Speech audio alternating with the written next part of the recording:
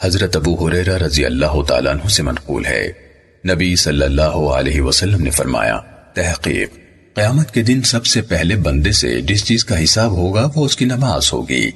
اگر وہ مکمل پائی گئی تو مکمل لکھی جائے گی، اور اگر اس میں کچھ کمی ہوئی تو اللہ تعالیٰ فرمائے گا، دیکھو کیا تم اس کے لیے کچھ نفل پاتے ہو جس کے ساتھ اس کے ضائع کردہ فرض کی کمی پوری کر دی جائے، پھر باقی اعمال بھی اسی کے مطابق جاری ہوں گے۔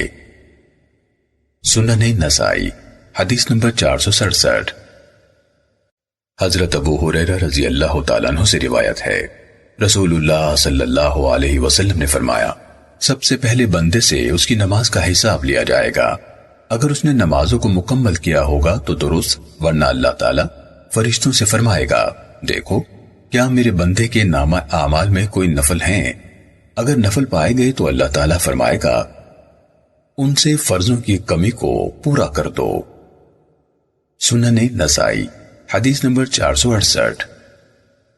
حضرت ابو ایوب انصاری رضی اللہ تعالیٰ عنہ سے روایت ہے، ایک آدمی نے کہا، اے اللہ کے رسول، مجھے کسی ایسے کام سے مطلع فرمائے جو مجھے جنت میں داخل کر دے۔ اللہ کے رسول صلی اللہ علیہ وسلم نے فرمایا، تم اللہ تعالیٰ کی عبادت کرو اور کسی کو اس کا شریک نہ بناؤ، اور نماز صحیح صحیح ادا کرو، زکوٰۃ ادا کرو اور رشتوں کو جوڑو۔